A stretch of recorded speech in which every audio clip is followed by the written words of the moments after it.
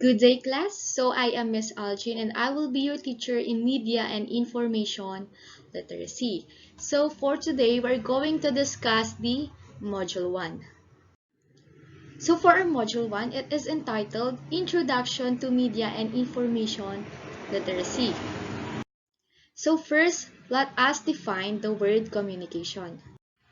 So the word communication comes from the Latin term communicare, which means to share or to divide out. So the reason why we are communicating with the other people is for us to express our thoughts and emotions. So minsan nga, 'di ba, dumarating tayo sa point wherein kahit na alam nating hindi or pagod na tayong bigyan ng advice na isang kaibigan natin, pinipili pa rin nating mag-open sa kanila kasi para gumaan yung pakiramdam natin. So minsan pa, kaya tayo nakikipag-communicate kasi gusto nating i-share yung nilalaman ng isip natin sa ibang tao. Nang sa ganun, magkaroon din sila ng idea sa isang bagay.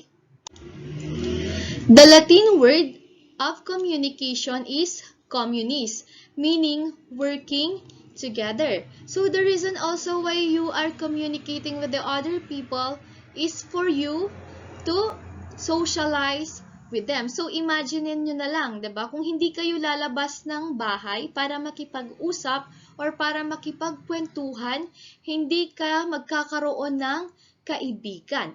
So ano nga ba yung meaning ng communication? It is a process by which information is exchanged between individuals through a common system of symbols, signs, or behavior. So sa pamamagitan ng communication natin, nakakapagbigay tayo ng information sa ibang tao.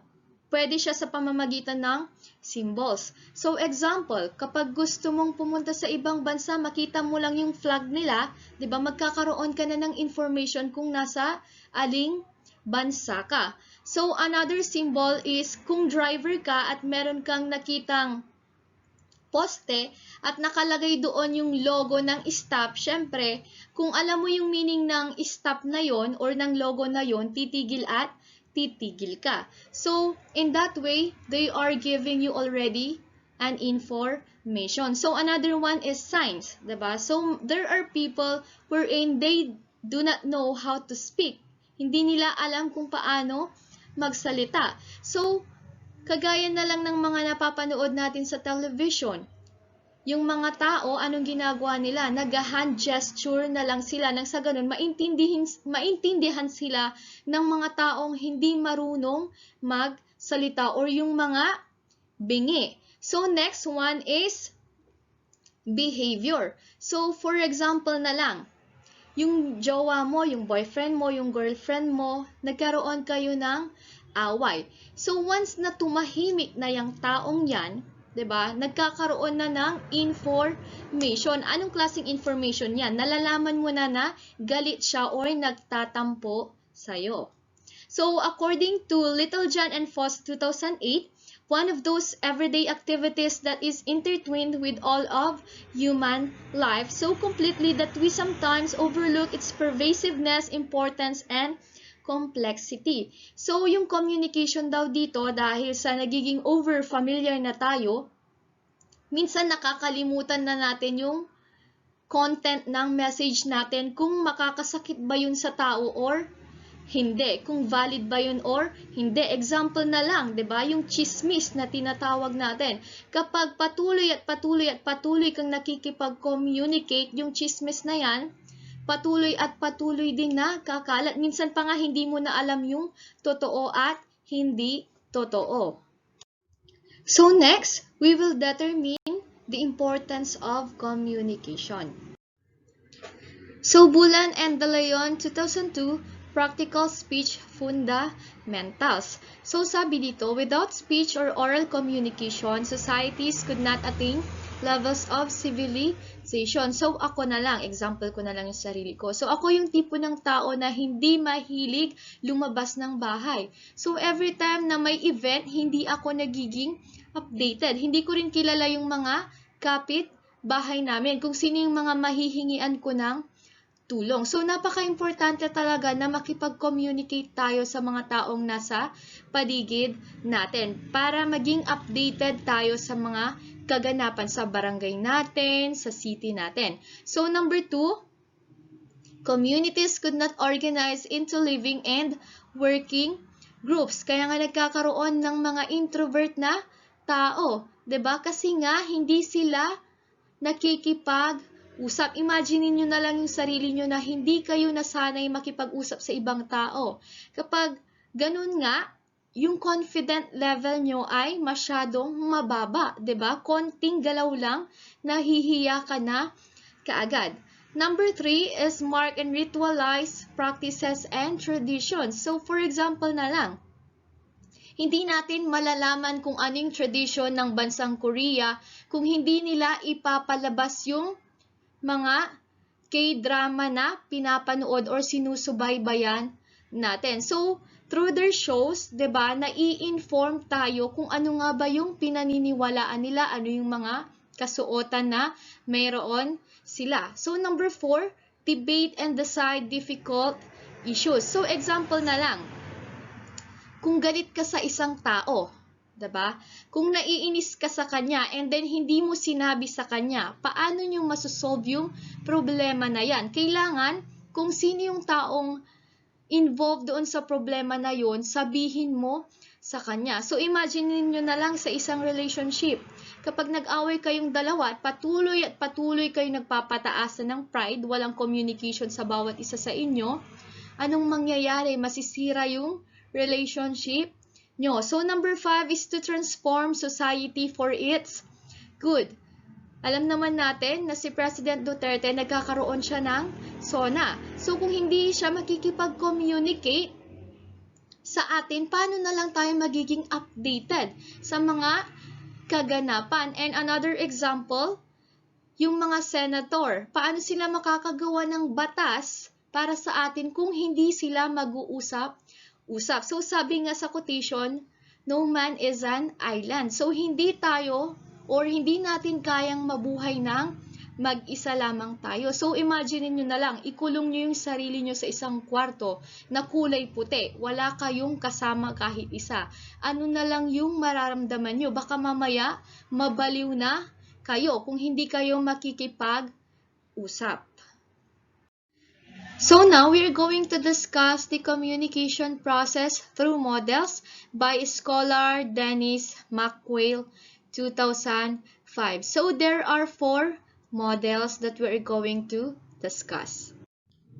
So the first model that we are going to discuss is the transmission model. So in transmission model, there are 4 communication model that we are going to tackle. So under ni Harold Laswell's communication model, meron ditong 5 process kung paano tayo makikipag-communicate sa isang tao. So, first one is who says. So, ang tinutukoy dito is sender or si encoder. Si encoder na kung saan siya yung magbibigay ng information. Siya yung magkikipag-communicate kay receiver. So, next one is what? Or the message. Kung ano nga ba yung sasabihin mo sa isang tao. Ano yung nilalaman ng message mo. So, third one, pag meron ka ng message, kailangan mong gumamit ng channel. So, anong example ng channel? Yung 5 senses na meron tayo. Kung hindi tayo gagamit ng technology, we can use our lips to convey our message, 'di ba, sa isang tao. Pero, kung yung mahal natin sa buhay ay nasa ibang bansa, pwede tayong gumamit ng technology, which is yung cellphone natin, yung laptop natin, para ma-send natin yung message natin. Kanino? Kay receiver. So, once na natanggap na ni receiver yung message through the use of the channel, and then magkakaroon na tayo ng effect or yung tinatawag nating feedback. Diyan sa feedback, ito na yung point wherein si receiver magre-react na siya doon sa sinasabi ni sender. Pwede niyang ibalik or pwede niyang replyan ulit si sender kung ano yung gusto niyang sabihin. So, kay Harold Laswell's communication model, it is the most popular representation of communication. So it is also known as one of the most influential communication models. Ito yung kauna-unahang model of communication, which is yung kay Harold Laswell.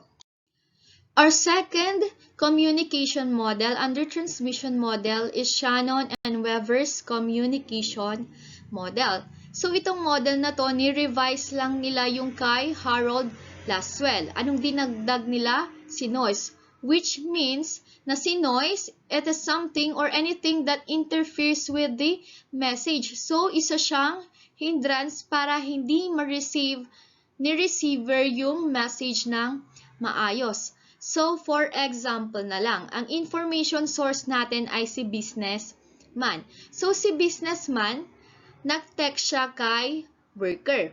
So, ito, businessman. Ito naman si worker. So, si businessman, ang sabi niya kay worker, magkakaroon tayo ng meeting at 8 p.m. So, ito yung nilalaman ng message niya, 'di ba? 8 p.m. magkakaroon sila ng meeting.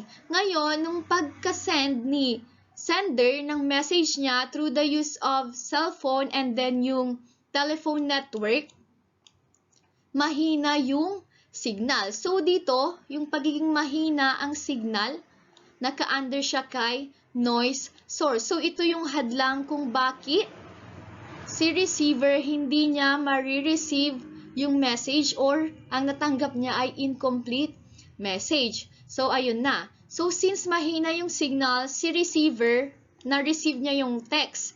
Yun nga lang ang problema, putol yung message na na-receive niya. So, anong gagawin ni receiver?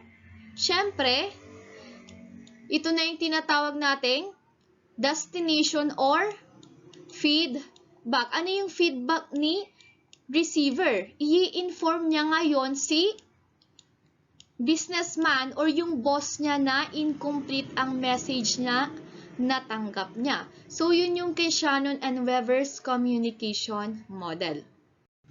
So, the third communication model under transmission model is Bruce Wesley and Malcolm McLean Jr. So, it says here that you have a communicator who relays his or her account of a selection of events or views and voices in society. So, communication is guided by interest and demands of an audience that is known only by its selections and responses to what is offered.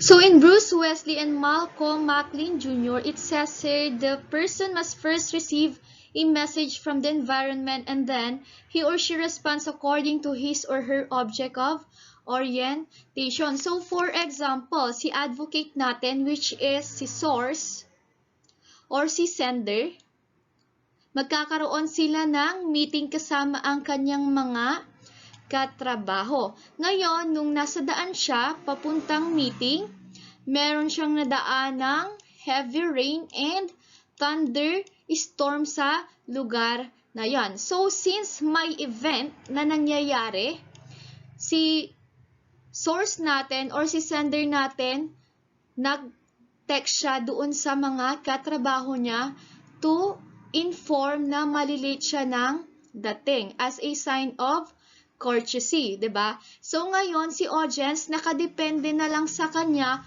kung yung reason ba ni sender ay paniniwalaan niya or hindi. Pwede niyang isipin kung si advocate iniisip niya na as a sign of courtesy request, si audience naman pwede niyang isipin na ang late ay mananatiling late kahit na merong sakuna. So, depende na lang yan kung tatanggapin niya yung reason mo or hindi.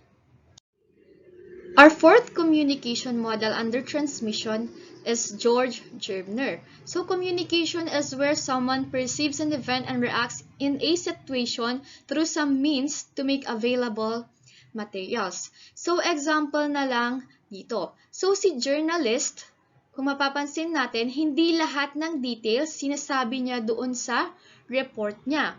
Another thing, yung mga sinasabi niya doon sa report niya ay nakabase sa emotion niya, sa mood niya, or kung unrelated ba yung message na yon, tatanggalin niya. So for example, there are vloggers wherein ilang beses silang nag-take ng video.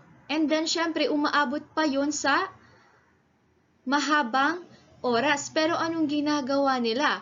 Pinipili lang nila yung mga related doon sa content nila. Hindi lahat sinasama nila. So, ganoon yung kay George Gerbner.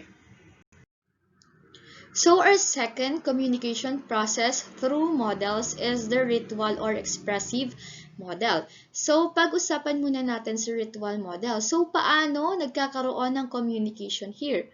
Through sharing, participation, association, fellowship, and the possession of a common faith. So, for example na lang, diba, yung mga taga Baguio. So, sa kanila, kapag nakikipag-communicate sila, pwede nilang idaan sa sayaw. So, ano pa? Nakikipag-communicate tayo sa mga kapareho natin ng faith.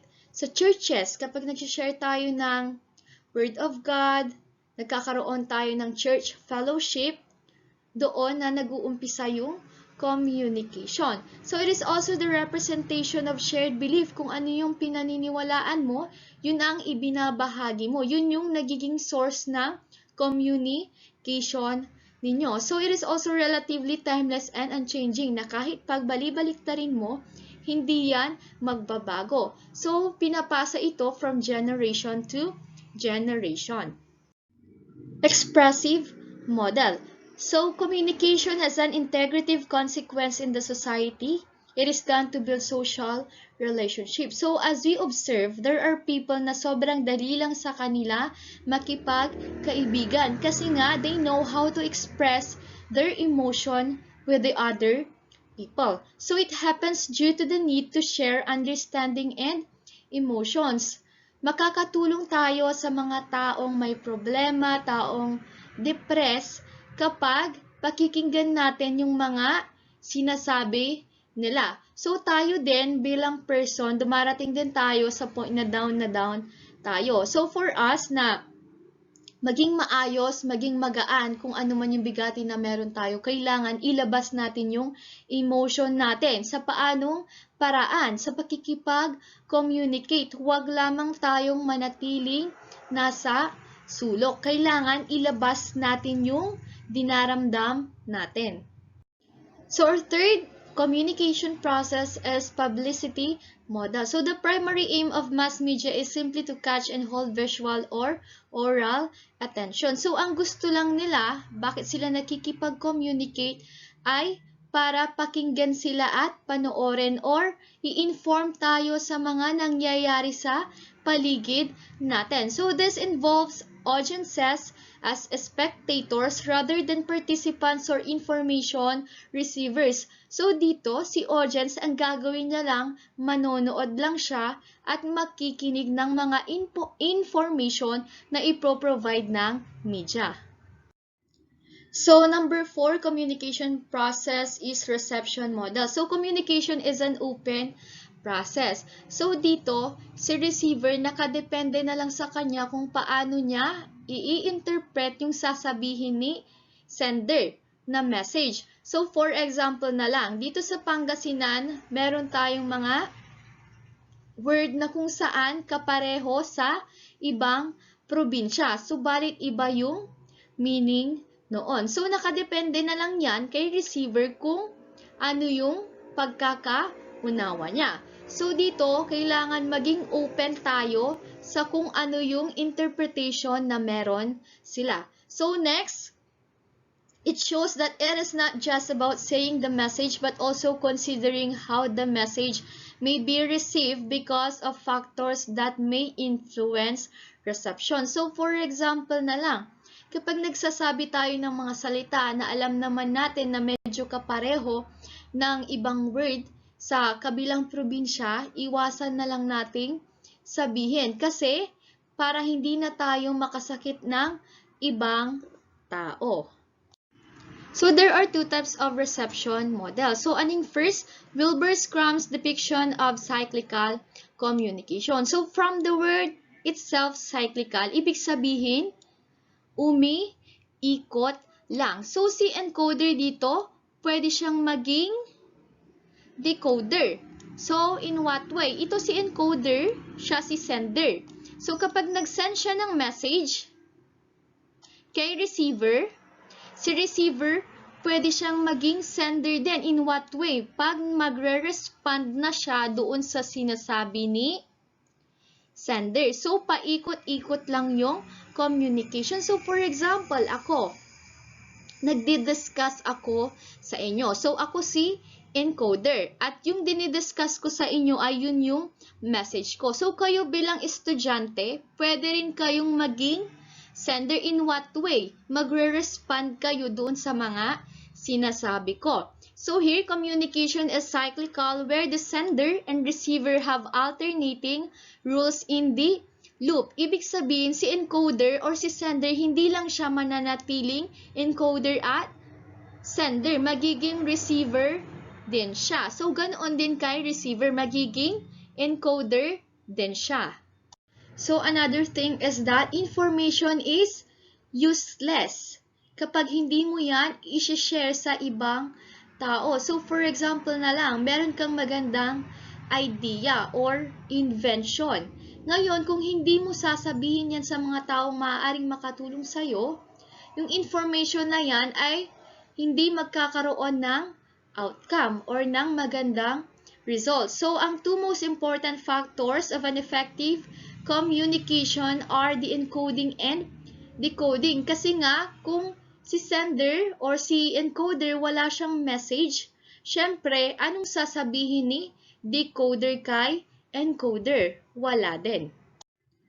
Our second type of reception model is David Berlow's model of communication. So, yung mga nasa box ay factor na nakakaapekto sa effective and efficient communication. So, as you can see, sa unang box nakalagay yung source. So, under ni source, meron tayong 5 dito. So, first one is the communication skill. Kailangan si sender natin or yung encoder natin magaling siya sa pakikipag-usap. Kasi ang tao, 'di ba, masyadong sensitive. Kailangan magaling kang makipag-usap, maayos yung information na sasabihin mo. So, second one, attitude. So, kahit gaano ka pakagaling sa pakikipag-usap, kung meron ka namang attitude na pinapakita or yung behavior mo is hindi maganda, syempre, yung message mo maaaring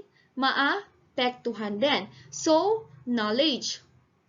Kailangan sa bawat information na pinoprovide mo during the communication, familiar ka. Alam mo yung subject or topic na sasabihin mo. So, next one is social system. Yung value natin, yung belief na meron tayo. So, yung culture din ng isang tao, kailangang irespeto din natin yun. So, pangalawa naman is yung message. So, sa message na sasabihin natin, lagi nating iisipin kung ano yung magiging content nito, kung appropriate ba siya sa ganitong edad or hindi.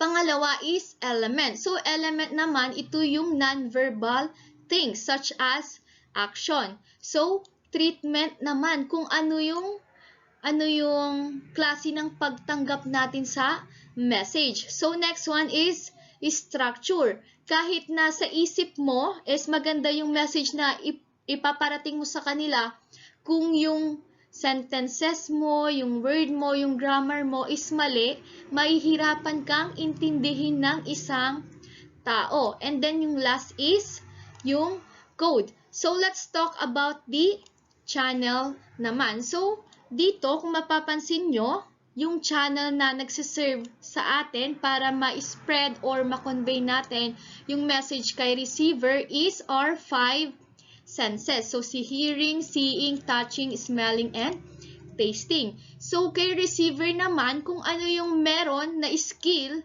na meron, kung anong skill na meron si source, dapat meron din si receiver. Kasi at the end of the day, si receiver, siya rin ay magiging sender, lalo na kung mag-send siya ng message kay receiver.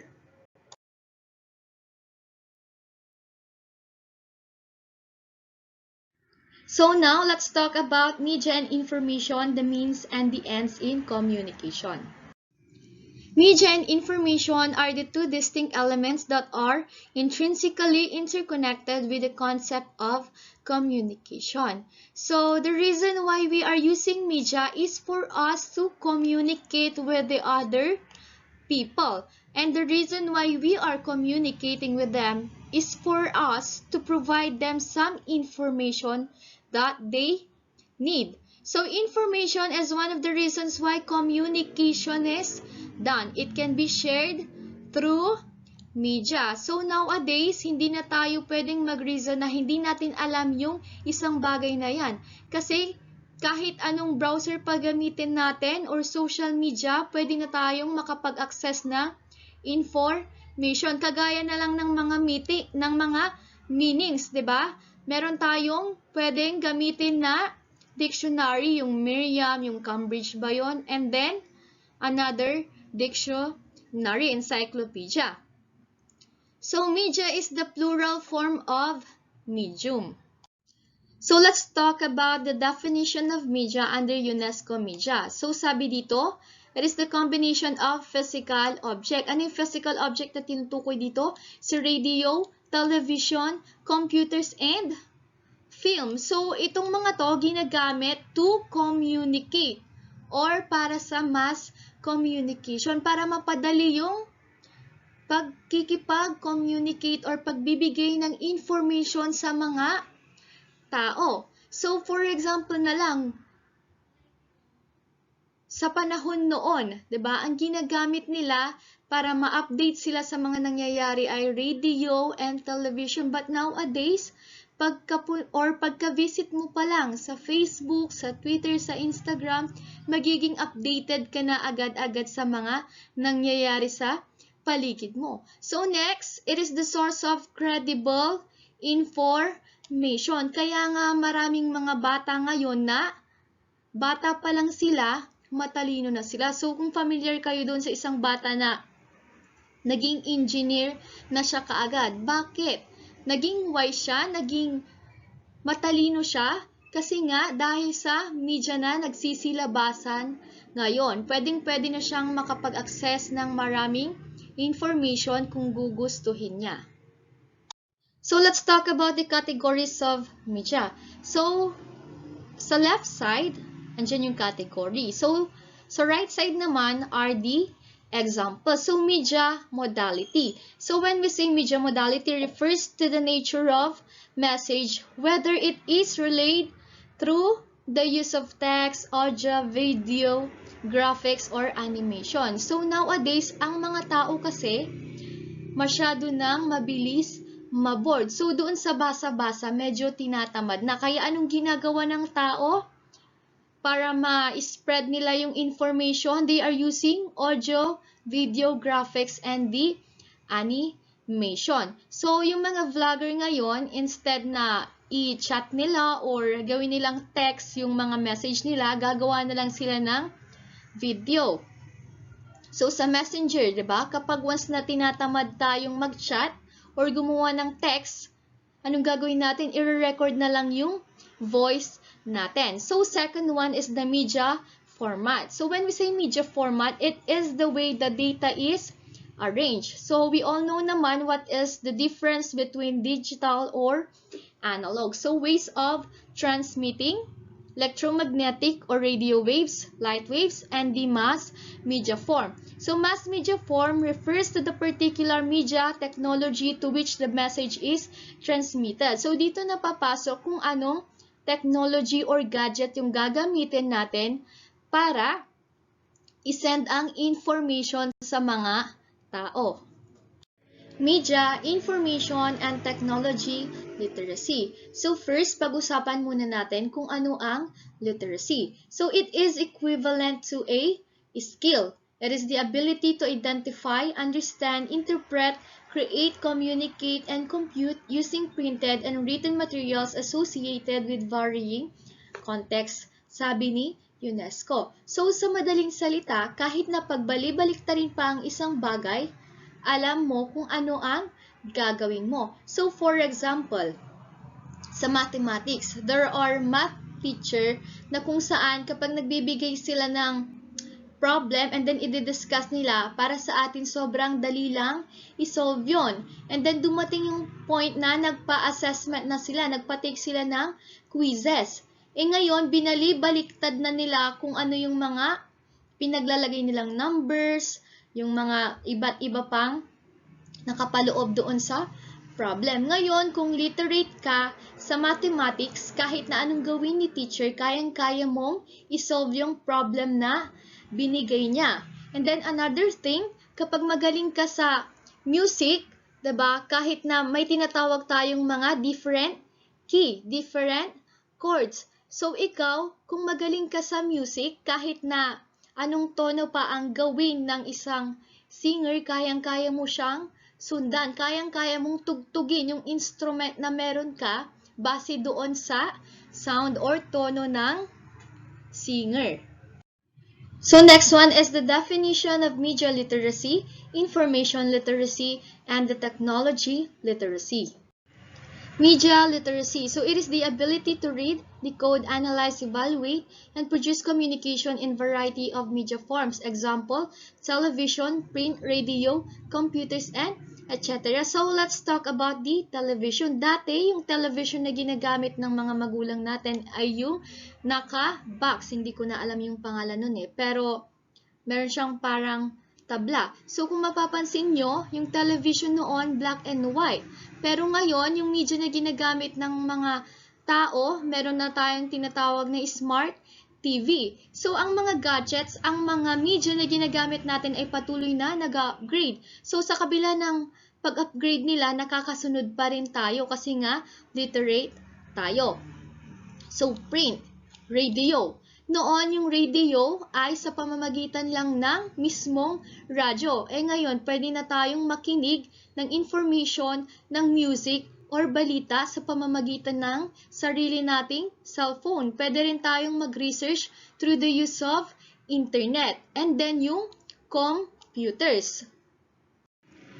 Number 2 is information literacy. It is the ability to recognize when information is needed and to locate, evaluate, effectively use and communicate information in its various formats. So, dito kay information literacy, diba, you are able to identify kung ano nga ba yung mga information na hindi mo kakailanganin at dapat mong pagtuunan ng pansin. Alam mo kung saan ka magre-research ng information na kakailanganin mo. So, malalaman mo din yon kung valid ba or hindi. Kung totoo ba yung information na yan or hindi. Nang sa ganon, pag once na alam mo na kung yung information na yan ay tama, maganda, pwedeng-pwede mo nang i-communicate or i-share sa mga taong nasa paligid mo.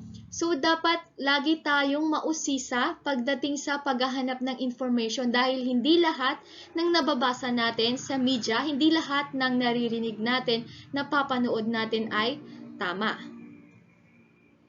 So, third is the technology literacy. So, it is the ability to use digital technology, communication tools, or networks to locate, evaluate, use, and create information. So, the ability to understand and use information in multiple formats from a wide range of sources when it is presented via computers, the ability to read and interpret media, to reproduce data and images through digital manipulation, and to evaluate and apply new knowledge gained from digital environment. So, ibig lang sabihin nito, diba? Kailangan kahit na patuloy na nag-upgrade ang mga technology, you are able to use it pa rin. So, meron kasi akong naalalang story wherein yung isang tao, he is applying for a job. So, masipag siya, wise siya. Yun nga lang ang problema, hindi niya alam kung paano gamitin yung computer. So, anong ginawa niya? Ni-reject siya ng company and then Sumunod na araw, nag-apply ulit siya sa isang company. Hinahanapan siya ng email. So, sabi niya na naman, wala siyang email kasi nga hindi siya marunong na mag-computer. Hanggang sa dumating yung point na wala na siyang pera. So, anong ginawa niya? Bumili siya ng kamatis. Hanggang sa ibinenta niya yon, nagkaroon na siya ng malaking negosyo na pag-aral niya yung mga anak niya. So, yung mga anak niya ang tumulong sa negosyo niya para mas lalo pang lumago. So, dun sa story na yon, nung malaki na yung company niya, may isang tao na lumapit sa kanya. Sinabihan siya na kung sakaling may email lang siya sana, edi hindi na siya dumating sa point na nagpagkahirap siya. Pero ang sabi niya naman, kung sakaling may email siya sa panahon na yon, baka hanggang ngayon, janitor pa din siya. So, as you can see, kailangan bilang individual, maging updated tayo sa mga technology. Huwag nating hayaan na kainin tayo ng takot natin. Kasi I have a friend, natatakot siya mag-apply ng trabaho kasi hindi siya marunong mag-computer. So, dapat labanan natin yung takot natin. Kung hindi tayo marunong sa technology, then aralin natin yon. Kasi at the end of the day, matututunan at matututunan din natin yon. Ang importante, magpursige lang tayo.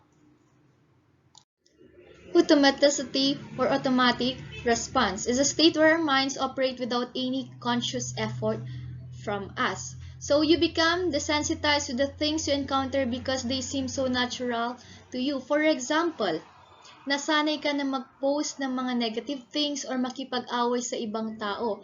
Ngayon, kahit na alam mong ikasasakit niyang ng ibang tao, patuloy mo pa rin ginagawa. Bakit? Kasi nga, naging matigas na yung puso mo dahil yun na yung nakasanayan mo. Another example, every time na nagigising ka, ang una mong gagawin is to scroll your phone. So, every time na nagigising ka sa mga susunod na araw, ang una mong gagawin ay mag-scroll ng phone. Kumbaga, naging habit mo na ang isang bagay. So, normalization is when the mass media continually reinforce certain behavioral patterns of exposure until they become automatic habits. So, ito, kaya mo pang pigilan yung sarili mo before siya na maging habit mo sa araw-araw. So, now, we're going to discuss the typology of media literacy. First is the acquiring fundamentals. So, learning that there are human beings and other physical things apart from oneself.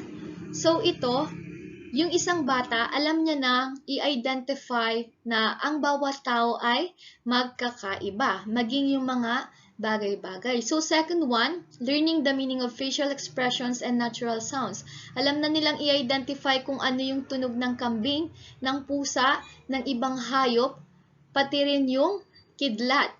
So, next, recognizing shapes, form, size, color, movement, and spatial relation. So, dito na papasok yung bata na alam na nila kung ano yung hugis ng triangle. So, nagkakaroon na sila ng idea. So, recognizing rudimentary or the basic concept of time regular patterns. So, our number 2 is the language acquisition. So, it says here that recognizing speech sounds and the touch meaning to them. So, ang isang bata, alam niya na i-determine kung ano yung ibig mong sabihin sa sinasabi mo. So, second one, able to reproduce speech sounds. So, kahit paunti-unti, kaya na nilang magsalita. So, third one, making emotional and behavior responses to music and sound. So, kung mapapansin nyo, kapag once na may pinarinig kayong music, lalo na yung mga bata na kokomelon, nagre-react na sila kaagad. Kasi nga, natutuwa sila. Ibig sabihin, meron na silang kakayahan na i-identify. So, next, recognizing certain characters in visual media and follow their movement. Yung mga cartoons na pinapanood ng mga bata. So, ibig lang sabihin dito kay language acquisition, kaya nilang gayahin yung mga napapanood nila. So our third one is narrative acquisition, developing understanding or differences between fiction or versus non-fiction. When we say fiction, ito yung mga story na based on imagination lamang. So non-fiction, based naman siya sa mga fact. So next is advertisement versus entertainment, real versus make-believe. Ibig sabihin, hindi mo na siya kaagad-agad kayang paniwalaan. So next one is understanding how to connect plot elements by time, sequencing, by motive, action, consequence. So hindi mo na agad or minsan may mga tao na habang nanonood kahit na hindi pa nila natatapos yung story, alam na agad nila kung ano yung magiging or ano yung susunod doon sa mangyayari. So number 4 is developing skepticism, discounting claims made in ads, and sharpening differences between likes and dislikes for shows, characters, and actions. So alam mo nang i-identify kung ano yung mga gusto mo or hindi mo gusto. So number 5 is intensive development. You're strongly motivated to seek out information on certain topics, developing a detailed set of information on particular topics, has high awareness of utility information and quick facility in processing information judged to be useful. So sabi nga dito, intensive, meaning you have an eagerness na maghanap ng information sa isang subject or isang topic na gusto mo. Kumbaga, wise ka na when it comes to looking for an information. Number 6, experiential exploring, seeking out different forms of content and narratives, focusing on searching for surprises and new emotional, moral, and aesthetic relations. So dito, bilang individual, mahilig ka nang mag-explore ng mga information. So, sa madaling salita, mas pipiliin mo na ma-experience ang isang bagay nang sa ganun ay matuto ka or makakuha ka ng information. Number 7, critical appreciation, accepting messages on their own terms, then evaluating them within that sphere, developing very broad and detailed understanding of the historical, economic, political, and artistic context of message systems, ability to make subtle comparisons and contrasts among many different message elements simultaneously, ability to construct a summary judgment about the overall strength and weaknesses of a message. So dito, sa lahat ng information na nakukuha mo, kayang-kaya mo nang mag-create ng judgment. Alam mo nang i-evaluate kung yung information ba na yon ay kailangan or hindi. Hindi mo na kailangang idepende yung sarili mo sa sasabihin ng iba. Kasi nga, full of information ka na, na-develop na yung pag-iisip mo. Number 8, social responsibility. Taking a moral stand that certain messages are more constructive for society than others. Recognizing that one's own individual decisions affect society no matter how minutely. Recognizing that there are some actions an individual can take to make a constructive impact on society. So dito naman, kay social responsibility, whenever you are using those media, lagi mong iniisip kung ano yung magiging resulta nun or magiging epekto sa ibang tao. Kumbaga hindi ka selfish. Iniisip mo muna or inilalagay mo muna yung sarili mo sa kanila kung ano yung mararamdaman ng society, ng mga taong makakakita ng information na ipopost mo or i-share mo. So now, let's proceed to the 8 fundamental elements of media literacy by Art Silverblatt. So first one, a critical thinking skill enabling audience members to develop independent judgment about media content. So ito nga yung sinabi ko kanina, wherein hindi mo na inaasa yung sarili mo sa sasabihin ng ibang tao. So by yourself, you can already create a judgment. Alam mo nang evaluate if yung information ba or yung content through the use of media ay makakatulong sa'yo or hindi. So second one, an understanding of the process of mass communication. So, ikaw, alam mo na kung ano nga ba yung tamang proseso, kung ano yung dapat gawin when it comes to mass communication. So, third one is an awareness of the impact of media to the individual and society. So, nilalagay mo na yung sarili mo sa magiging or sa mararamdaman ng mga taong nasa paligid mo. Hindi ka kaagad magpo-post ng base lamang sa emotion mo. So, number 4, strategies for analyzing and discussing media messages. So, meron ka ng mga technique kung paano mo iintindihin yung message doon sa media na ginamit mo. So, number 5, an understanding of media content as a text that provides insight into our culture and our lives. So, as we all know naman, hindi lang yung information about sa mga nangyayari sa paligid yung nakikita natin sa media, kundi yung mismong culture natin. Kailangan inuunawa natin kung ano yung content or nais iparating sa atin ng culture na meron tayo through the use of media.